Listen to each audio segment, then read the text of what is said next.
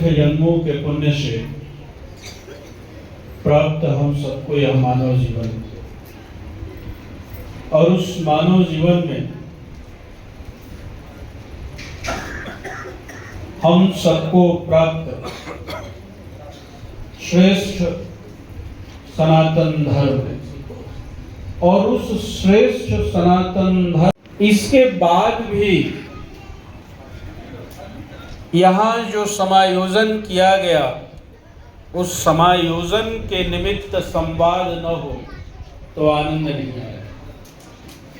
आपको पता है आज के युग में लोग कहेंगे कि बाबा जी आए, मिरेकल्स करेंगे और चले जाएंगे। मेरे पास भी एक जादू है, लेकिन देखो ये आजकल के टीवी वाले, मैं भी 20 साल पुराना पत्रकार हूँ, ये सब आजकल के टीवी वाले पत्रकारिता तो जानते ही नहीं।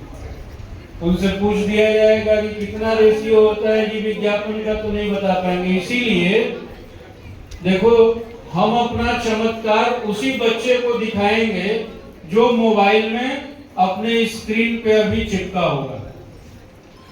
जो जो अपने स्क्रीन पे होगा, देखना उसके सेकंड में उसका वो क्या बोलते हैं सॉफ्टवेयर कुछ, अच्छा चलो नहीं, क्रैश नहीं करता, छोड़ दे रहा हूं, नहीं तो कहेंगे देखो महाराज ने आए और ये जादू चला दिया। हमारी और टेक्नोलॉजी की एक बहुत म्यूचुअल अंडरस्टैंडिंग है कि जो बच्चा अपने सामने मोबाइल स्क्रीन देखेगा, उसका सॉफ्टवेयर जो है अपने आप क्रैश कर जाएगा। देखिए यहाँ 3 लोग देख रहे हैं, बेचारे कंफ्यूज हैं, कौन सा ये वाला रहेगा कि वो वाला रहेगा। हो गया है, असर हो गया। ये असर कौन सा है? अभी हम लोग यहाँ चर्चा कर रहे थे एक शब्द विशेष पर। हर शब्द की अपनी महत्ता है, और वो शब्द की महत्ता के अनुसार अगर हमने व्यवहार नहीं किया तो आप जान जाओ उस शब्द के साथ आप खेल रहे हैं। और एक बार मैं अपने खेल का मजा बताऊं। एक बार एक पटाखा मैंने छोड़ा, वो पटाखा फूटा नहीं। अब फूटा नहीं तो उसको मैंने हाथ में पकड़ लिया, और जैसे ही हाथ में पकड़ा वो फट गया, और जब फटा तो मेरा हाथ फट गया। वैसे ही शब्द है, अगर उसकी मर्यादा के साथ खेलोगे तो वो फाड़ देगा। जैसे बम फाड़ता है शरीर को ना, वैसे ही हमारा समूह चिंतन का वो नाश कर देगा। ये सभा एक नहीं, छोटी सी सभा है, और यहाँ विंग कमांडर संजय राय, यहाँ ऑर्डिनेंस फैक्ट्री, यहाँ जर्नलिस्ट, लॉयर, यहाँ अपना खुद का चैनल चलाने वाले मिस्टर संजय कुमार, और ऐसे ही तमाम यहाँ पर पीजीआई का doctor. Can you imagine this? कि who are you? You are seated here in very few members, and और आपके इस few members में इतने लोग हैं, it means you are not a simple identified personality. आप कुछ हैं, और वो क्या है वो आपको समझना हो। और ये क्यों जानना चाहिए? एक बार यूपीएससी की एक बाबा जी तैयारी कर रहे थे, आज हुए हैं टीवी पर, देखो हमें बड़ा दुख होता है। हमारा फोटो खूब निकाल लेना, वायरल कर देना, हमको भी, हम भी वायरल होना चाहिए, लेकिन बुखार वाला वायरल नहीं होना चाहिए। मैं सोचता हूँ, मैं 2007 तक पत्रकार था, और 2007 में बाबा बना। 2007 से लेकर 2013 तक का मेरा एक भी फोटो नहीं है। ये 1999, 98, 96, 94, 6 तक ये सब कहाँ से आजकल वाले बाबा फोटो ला रहे हैं? वो हमको भी बता देते सिद्धि, तो मैं जरा वो सीखता। एआई से ये मैं क्यों चर्चा कर रहा हूँ आपसे पता है? इसलिए नहीं कि बिना मतलब की मुझे बात करनी थी, इसलिए कि जब बिना मतलब का बोला तो आप सब लोग मेरी तरफ देख रहे हैं। अब लग रहा है कुछ चमत्कार होगा, और हम सबके झोली में 1-1 लाख रुपया आ जाएगा। बस 1 लाख। मोदी इच्छा किए हैं 500 वाली नोट भी बंद करने की, इसलिए देखना, नोट रखोगे मामला गड़बड़ हो जाएगा। 2000 वाली बंद हो गई। आइए अब मुद्दे पर आते हैं। मुद्दा है भूमिहार ब्राह्मण समाज का सम्मेलन। ये भूमिहार शब्द क्या है और क्यों लोग ईर्ष्या करते हैं? अच्छा ये बताओ, राम जी के लिए कौन कौन जानता है कि उन्होंने जानकी जी को वन में भेज दिया अकेले? Please raise your hand, please. Ram ji ने जानकी जी को कहा कि वन में जाओ, ऐसा सही बात है? बाकी सब लोग जानते हो कि राम जी ने नहीं कहा? धन्यवाद, तब तो बहुत अच्छे हो। यह बात अक्षरशः सत्य है कि भगवान राम ने कभी भी जानकी को गलत नहीं कहा। इस धरती पर जितने वाङ्मय विद्यमान हैं उसमें कहीं भी भगवान राम सदृश कोई भी पति नहीं हुआ जिसने अपनी भार्या की लड़ाई अपने बल पे लड़ी हो। कभी भी एक तरफ भी अयोध्या की तरफ नहीं देखा कि अयोध्या की भूमि से मुझे कोई सहयोग आएगा। राम आदर्श इसलिए है। राम ने कभी अपनी पत्नी को गलत नहीं कहा और राम ने कभी लंकापति रावण को गलत नहीं कहा। राम ने बाली को गलत नहीं किया। जब बाली ने पूछा कि कारज कौन नाथ मोहि मारा, अब मैं बैरी सुग्रीव प्यारा, तो आपने भी हमारे सामने प्रश्न कर दिया कि भूमिहार केवल लिखेंगे, आप पे कोई आपत्ति नहीं उठा रहा है, लेकिन क्या आप भूमिहार को डिफाइन करने में सक्सेस हैं? What is the meaning of Bhumihar? हमसे जरा कर पूछो तो मैं तुमको बताऊंगा। अगर भूमिहार शब्द केवल ब्रह्मांड से निकाल दूंगा, मैं आपका यशोगान नहीं गा रहा हूं। जो भूमिहार था उसके सामने यमराज भी आने से पहले 1000 बार सोचते हैं हमारा इतिहास हमारे सामने चीख कर आता है। लेकिन कल्पना तो करो, जिस भूमिहार शब्द को आप गुनगुना रहे हो, आप हो क्या? आप हैं क्या वो भूमिहार जिसने वशिष्ठ के रूप में अपने पिता ब्रह्मा से कहा, पिताजी मैं पौरोहित्य कर्म नहीं करूंगा, दुनिया का सबसे मंदा धंधा है, बताओ इसमें कितने ऐसे भूमिहार बैठे हैं जिनको 10,000 की गड्डी मिले और कहा जाए धोती पहन लो, वो धोती नहीं पहनेगा? कितने भूमिहार? हाथ उठाने से नहीं होता है, पहने नहीं आएगी। ऐसा कोई भी एम्प्लॉय नहीं होगा जिसको 10,000 रुपए की चैरिटी मिले, डोनेशन मिले, शुद्ध भाषा में कहूं घूस मिले, वो पकड़ेगा नहीं। बिरले पुरुष होंगे, वो साधु पुरुष कहे जाएंगे।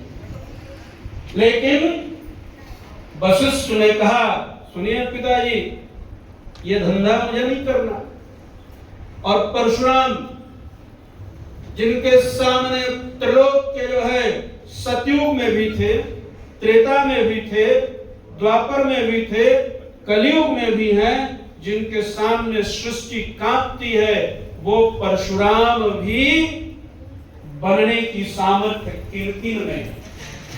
सामने साक्षात त्रिलोक्य का स्वामी हो, उनका भी परीक्षण करने की सामर्थ्य किसमें है? वो भूमिहार। सत्ता किसी की हो, हम चाहे कितने सामर्थ्यवान हो, लेकिन द्वापर का द्रोणाचार्य, कृपाचार्य, अश्वत्थामा नमक खाए थे, चिरंजीवी थे। चिरंजीवी का मतलब पता है आपको? आपके पास 2 करोड़ 2 लाख रुपया हो गया, कैसे एक बंगला हो गया, आप उछल के चढ़ जाते हो, लगता है कि नंगा कर दोगे पूरे धरती को। अरे ध्यान दो, कृपाचार्य अश्वत्थामा द्रोणाचार्य को, जिसके पौरुषवान शिष्य थे, दोनों थे, नमक का कर्ज अदा करने के लिए धनुष लेकर खड़े हो गए, विजय श्री दिया, पांडवों को शीश तक कटा दिया, चिरंजीवी होते हुए भी अधर्म को विजयी नहीं होने दिया, अपना सर्वस्व दांव पे लगाकर धर्म को विजयी कराया। वो कृपाचार्य अश्वत्थामा बनने की सामर्थ्य अगर किसी में है तो वो भूमिहार। बोले सनातन धर्म की। और पड़े थे बाणों की उनसे पूछते हैं कृष्ण के सम्मुख पांडव कि बताइए हम किसको जाकर दान करें। आज हमसे भी एक जन बोले पाणी जी, कौन पाणी जी, महाराज जी हम तो जोन बात दान ना लीने जाइए सर, हम कनिए जी बियाह भइल रहू, कौन हो भइल, हम कहीं भगा के कोई नहीं होता तो ना जी बियाह भइल रहल, हम कहीं कनिया जन मिल रहल कि ना, तो कहीं कि हम मिल रहल, हम कनिया बेकरा ले बड़ कौन दान ले बताई करी, रोज रोटी वही कन्यादान से चलता, अब कवना मुँह कहो कि हम बिना दान ले जो हमनी के चले लगे। लेकिन जब भीष्म के सामने पांडव पहुंचे, कहे बताइए हमने इतना महापाप की कर्म किया है, हमें कहां से पुण्य प्राप्त होगा। तो उसी महाभारत में कहा श्रेयो वैयाचतः पार्थ दानमाहुर उच्यते, जाओ पार्थ ऐसे ब्राह्मण को ढूंढो जो अयाचक हो, अयाचक हो, अयाचक वृत्ति जिसमें है, संपूर्ण ऐश्वर्य को शिक्षा को धारण करके बैठा है उस ईश्वर के निष्ठ होकर के, और जो अयाचकत्व में अपने जीवन को जी रहा है उसको जाकर दान दो, वहां तुम्हारा कल्याण। और आपने कहा ये तो किताबों की बात है साहब, तो बताओ किसमें चाणक्य बनने की सामर्थ्य है। आज तो राजनाथ भी अपने एक बेटा को धीरे से नोएडा में लाकर सेट कर दिए और बनते हैं कि मैं बड़का संघी हूं। अरे संघ मैं हूं, जीवंत संघ मैं हूं। संपूर्ण संघ का इतिहास जब भी लिखा जाएगा, हमारा नाम नहीं होगा तो संघ का शताब्दी वर्ष का इतिहास अधूरा रहेगा। सब जेल के अंदर रहते, लेकिन 1 रुपया उनका नहीं खाया, क्योंकि रक्त भूमिहार का था, घुटने नहीं टेका, रक्त भूमिहार का था। तमाम उन दुश्वारियों को झेल कर भी आज भी सत्ता के सामने जाकर नहीं गिराया राजनाथ और इनके जैसे लोगों की तरह कि लाओ मुझे भी कुछ दे दो और मेरे बेटे को सत्ताधीश बना दो।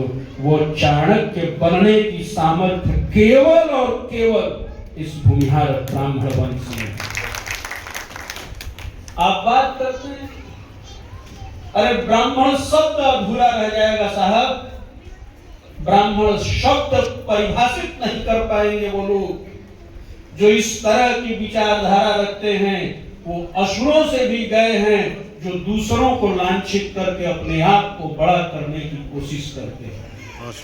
कभी किसी को लांछित करके आप बड़े नहीं हो सकते। वो चाणक्य जिसने अपने सामने मौर्य वंश को खड़ा किया, अपने हाथों में उसकी बागडोर लेकर के, वो चाणक्य जिसके शासन काल के समय उसी कालखंड में एक तरफ राजा पौरुष हुआ करते थे जिनके लिए भारत के इतिहास में कहा हार गए, और उस चाणक्य के चेले का क्या नाम था? चंद्रगुप्त। और चंद्रगुप्त से किसने विवाह किया था? सिकंदर के सेनापति ने अपने बेटी का विवाह किसके साथ किया था?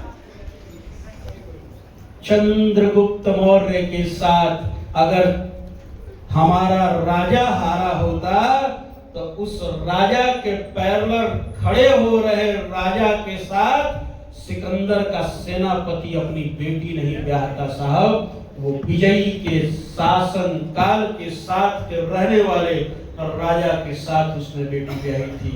वो चाणक्य और पौरुष कोई दूसरा नहीं हो सकता है, आपके ही बीच से कोई होगा तो होगा। समर्पण। और आज जो आपके साथ हो रहा है, आप तो आ गए चंडीगढ़, लेकिन आपकी जो नस्लें हैं नहीं ले रहा हूं, मैं जिंदा हूं। मैं तुम्हारा उस बात पे तत्काल नहीं, तुम्हारे प्रथम दिन से विरोध कर रहा हूं। इस देश की मात्र शक्ति गलत नहीं हो सकती है। तुम गलत हो।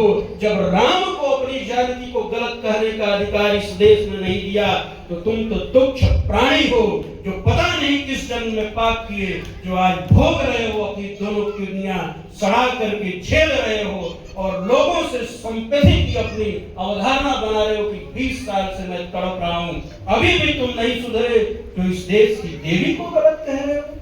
धिक्कार है। यह भारत है और तुमको समझना होगा कि चरित्र का मतलब क्या होता है। अगर तुम्हें नहीं पता है तो पढ़ो जा करके कि सती के रूप में कुंती आती है, सती के रूप में केवल सावित्री ही नहीं आती, सती के रूप में यहाँ द्रौपदी भी है, जानकी भी है। उनके ऊपर उनके पतियों ने नहीं लांछन लगाया। तो हे तुच्छ प्राणी, अपने भोग को भोगो। इस देश की माताओं को तुम्हें कोई अधिकार नहीं है गलत कहने का, तुम्हें कोई अधिकार नहीं। कुछ लोगों के कारण तुम जो है देश को गलत कह दोगे। जिस मेरठ का नीला डब्बा लेकर के चर्चा हो रही है, उसी मेरठ में एक दिन पार्क में मैं टहल रहा था और मैंने जब देखा कि वहां आज 3 महीना पहले पूजा कराने गया होगा, 2 महीना पहले, अपने इन्हीं बच्चों के साथ लेकर के एक लड़का और एक लड़की एक दूसरे को प्रेम कर रहे थे। लेकिन प्रेम कौन सा, एक बेंच पे दूसरा बैठा था, एक बेंच पे दूसरा। आज भी जहाँ ये प्रेम की मर्यादा है कि एक दूसरे को दूर से ही देखकर जहाँ संतोष कर जा रहे हैं, उस देश के लड़के और लड़कियों को गलत कहने का अधिकार किसने दे दिया किसी को? राधा कृष्ण भगवान की। और आप राधा के उपासक हैं। राधा रास रचाती हैं भगवान कृष्ण के साथ, हजारों हजार गोपिकाओं के साथ। आप प्रेम को भूल गए। अरे प्रेम भोग, हमारे यहाँ विवाह को कभी यह नहीं कहा गया कि भोग है। हमारे यहाँ जब विवाह होता है तो स्त्री पुरुष का विवाह नहीं होता है। इस देश में जब विवाह होता है तो कहा जाता है कि नारायण और लक्ष्मी का विवाह हो रहा है, न कि स्त्री और पुरुष का। हाँ, क्या बात है भले आदमी। ये भारत का जनमानस है जो हम मनुष्य से दिखने वाले व्यक्ति को ईश्वर बनाने की